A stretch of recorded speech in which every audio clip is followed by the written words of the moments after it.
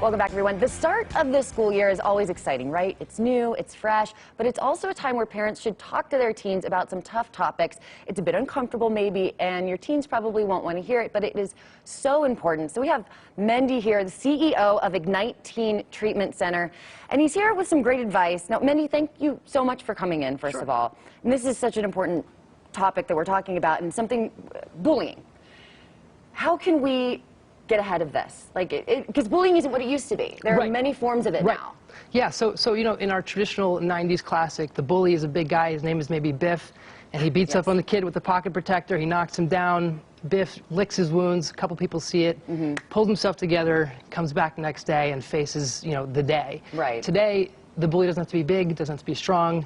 The individual doesn't have to be the nerd. There doesn't have to be any physical interaction. They can do something as simple as take a text and share that text and shame the kid, not just with the group that's around him, but through social media and the internet. They can shame him through multiple school groups. And then you have the added factor that, you know, when something's on the internet, right, it's there forever. And so you have a sense of permanence, and you have a sense of being destroyed in a way that didn't exist before. These kids really feel like, I'm lost, there's no hope, this is a permanent forever thing. And it's causing a ton of damage. It's tough to be a kid anyways, but add social media to it. I mean, it's just so difficult. So what can parents do? What signs can we look for if our child is being bullied? So it's very interesting. We have a red flag concept. And basically, if you look at different domains in your kid's life, you may see a series of flags. And not every flag means the world's coming to an end. But if the flags start to add up, you may have an issue. So for example, eating behaviors. If your child starts to eat less or eat more, or has, you know, there's some oddities in eating behavior. Sleeping patterns, having trouble sleeping, having trouble staying awake,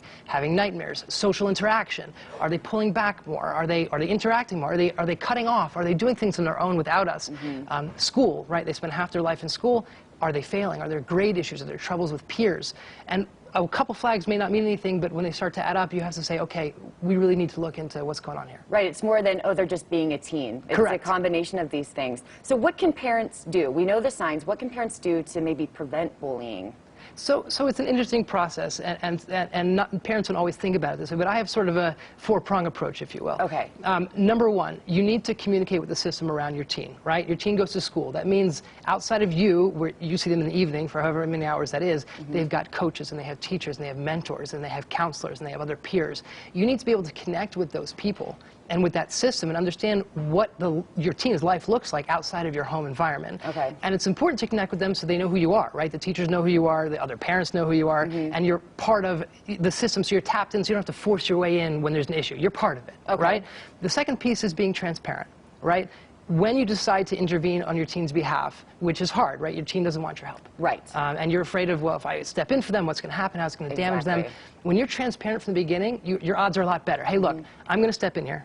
Here's what I'm going to do. I'm going to talk to your teacher. I'm not going to do it for you, but I'm going to do X, Y, Z. I'm not going to do it behind your back. I respect you enough not to do it behind your back, but this is going to have to, something's going to have to happen here. This can't stay the way it is. The third thing is being supportive, right? Once you've taken the steps and you've alerted the school and you've engaged with the appropriate responses and the people who need to respond, then you take a step back and you support your teen through the process. You stand behind them and alongside them so that they can work through the process on their own, but knowing they can come back to you to bounce ideas, to get support. If they need help from an outside person, say a therapist or whatnot, they can lean on you for that. And really quickly, your last, we only have a few seconds. Absolutely. Last thing is hold people accountable. Hold schools accountable, hold parents accountable, hold other teens accountable. It's important to teach your kid and to teach a school and a system that we need to be responsible for what goes on. You can't turn a blind eye. You have to be part of the change. And if kids are saying, oh, that's not my problem, teach them it is their problem to help and intervene.